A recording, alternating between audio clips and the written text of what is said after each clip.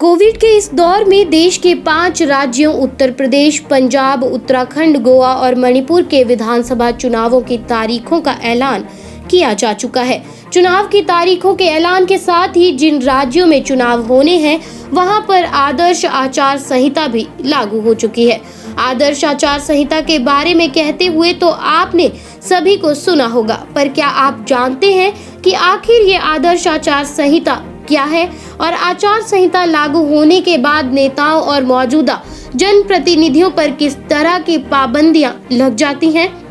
कौन से वो काम है जो इस दौरान उन राज्यों में नहीं हो पाते हैं जहां पर चुनाव होना होता है? तो चलिए आज हम आपको आदर्श आचार संहिता से जुड़ी हर बात बताएंगे। तो सबसे पहले जानते हैं कि आदर्श आचार संहिता क्या होती है। आदर्श आचार संहिता राजनीतिक पार्टियों और चुनाव प्रत्याशियों के मार्गदर्शन के लिए तय किए गए कुछ नियम होते हैं जिनका चुनाव के दौरान पालन किया जाना आवश्यक होता है। चुनाव आयोग की ओर से दी गई परिभाषा के अनुसार आदर्श आचार संहिता राजनीतिक दल और अभ्यर्थियों के मार्गदर्शन के लिए निर्धारित किए गए मानकों का एक ऐसा समूह है जिसे राजनीतिक दलों की सहमति से तैयार किया गया है। आम भाषा में समझे तो आचार संहिता लागू होने के बाद नेताओं और मौजूदा जनप्रतिनिधियों पर कुछ पाबंदियां लग जाती हैं। लोकसभा चुनाव के दौरान पूरे देश में, जबकि विधानसभा चुनाव के दौरान प्रदेश में ये लागू की जाती है। आचार संहिता में निर्धारित किया जाता है कि राजनीतिक दलों, चुनाव लड़ने वालों और सत्ताधारी दल को चुनावी प्रक्रिया के दौरान कैसा व्यवहार करना चाहिए। इसमें बैठकें करने, रैली, जुलूस, मतदान दिवस की गतिविधियां, सत्ताधारी दल के कामकाज से जुड़े कुछ नियम होते हैं। तो चलिए अब ये बता देते हैं कि आदर्श आचार संहिता कब लागू होती है।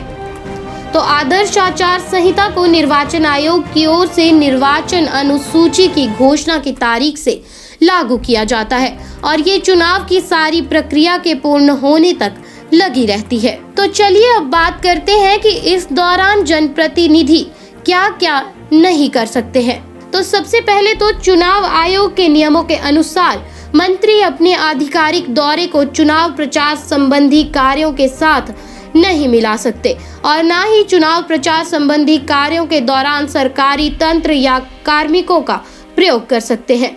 हालांकि आयोग ने चुनाव प्रचार दौरे के साथ आधिकारिक दौरे को मिलाने संबंधी आदर्श आचार संहिता के प्रावधान से प्रधानमंत्री को छूट दी हुई है। आचार संहिता के दौरान सरकारी वाहन को किसी भी पार्टी या प्रत्याशी हितों को लाभ पहुंचाने के लिए प्रयोग नहीं किया जा सकता। वहीं चुनाव आयोजन से प्रत्यक्ष या अप्रत्यक्ष रूप से जुड़े हुए अधिकारियों, पदाधिकारियों के तबादले और तैनाती पर पूरी तरह से प्रतिबंध रहता है।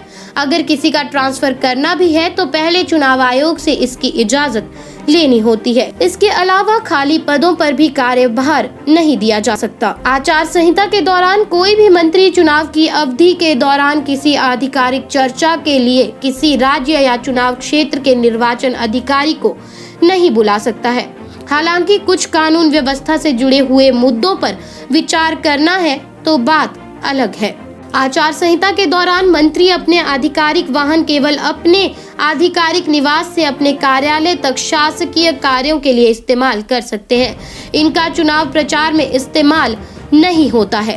राजनीतिक कार्यकर्ताओं के निवास स्थान पर सरकारी कोष के खर्चे से इफ्तार या कोई अन्य पार्टी आयोजित नहीं की जा सकती है। तो चलिए अब उनकी चर्चा भी करते हैं जो काम इस दौरान नहीं हो सकते। तो आचार संहिता के दौरान चुनाव आयोग के नियमों के मुताबिक सत्ताधारी पार्टी की संभावनाओं को बढ़ावा देने के लिए उपलब्धियों के संबंध में सरकारी कोष की लागत पर कोई भी विज्ञापन जारी नहीं हो सकते।